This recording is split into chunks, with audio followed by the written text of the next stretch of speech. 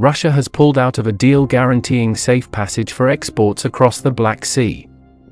Later on Wednesday, Russia's President Putin accused the West of using the grain deal as political blackmail. He added he would consider rejoining the international agreement, in place since last summer, only if all principles under which Russia agreed to participate in the deal are fully taken into account and fulfilled. His remarks came shortly after Russia's defense ministry stated that starting at midnight on Wednesday at 9 p.m. Greenwich Mean Time, all ships traveling to Ukrainian ports would be considered possible carriers of military cargo and combatants. Some northwestern and southeastern areas of the Black Sea would be temporarily dangerous for shipping. It added. Russia began targeting Ukraine's ports in the early hours of Tuesday within hours of its withdrawal from the grain deal. More strikes followed overnight into Wednesday, targeting grain terminals and port infrastructure in Odessa and further down the Black Sea coast in Chornomorsk, two of the three ports that were included in the export deal. At least 12 civilians, including a 9-year-old boy, were wounded during the attacks, which also caused damage to blocks of flats, military officials said. Ukrainian President Volodymyr Zelensky said each missile strike was a blow not just to Ukraine, but to everyone in the world striving for a normal and safe life. France and Germany also condemned the attack.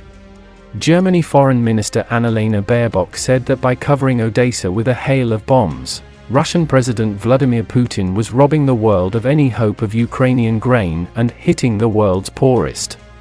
The Infrastructure Ministry published a series of photos showing damage to silos and other grain facilities.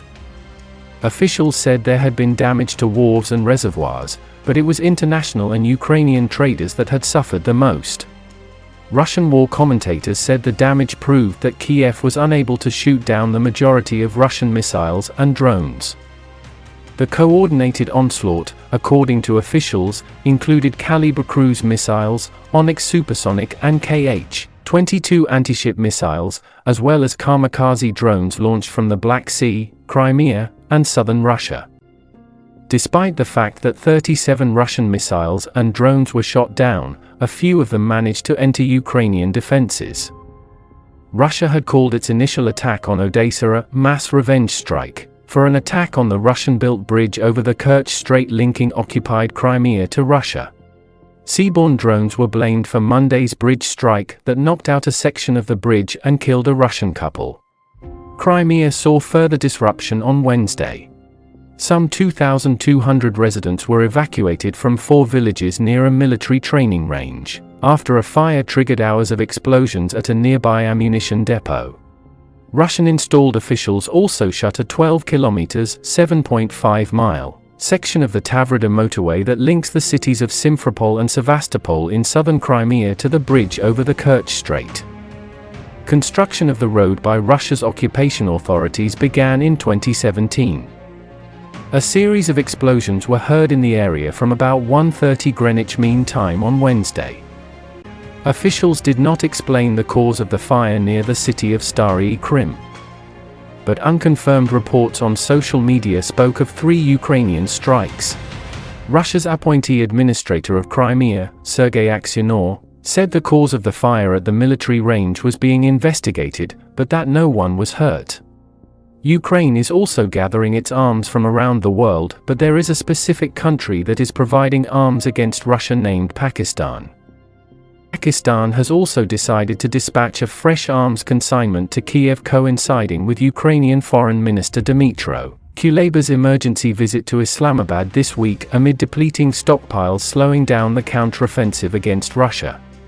According to the Economic Times, the commercial vessel has been berthed at the Karachi port since last week in order for Pakistan ordnance factories to load approximately 200 containers of defense supplies.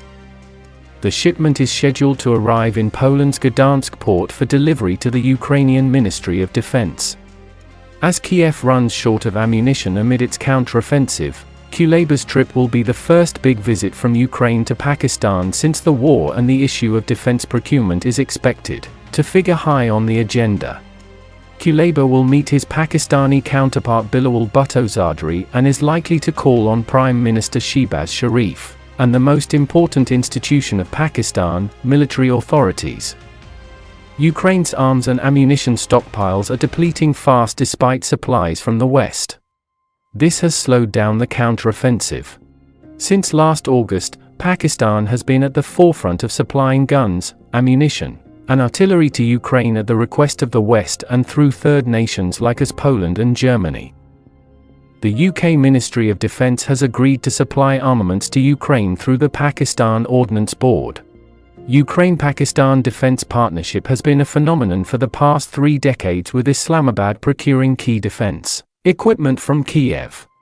Some history of the Russian takeover of Crimea. Russia's annexation of Crimea was preceded by a series of events that included the ousting of the pro-Russian Ukrainian President Viktor Yanukovych in February 2014 and the subsequent political and social upheaval in Ukraine. Amidst this turmoil, unidentified armed forces believed to be Russian military personnel occupied key strategic locations in Crimea. A hastily organized referendum on March 16, 2014, was held in Crimea, in which an overwhelming majority of participants voted in favor of joining Russia. The referendum was widely criticized for its lack of transparency and legitimacy, as it was organized under the presence of Russian military forces. The United Nations General Assembly declared this referendum invalid because it violated Ukraine's constitution and international law. Following the referendum, Russia formally annexed Crimea, and it became a federal subject of the Russian Federation. Russia justified its actions by claiming to protect ethnic Russians and Russian speakers in Crimea from perceived threats in Ukraine. The annexation of Crimea triggered a major geopolitical crisis, as it violated Ukraine's territorial integrity and sovereignty. Many countries, including the United States and Western European nations, condemned the annexation and imposed economic sanctions on Russia.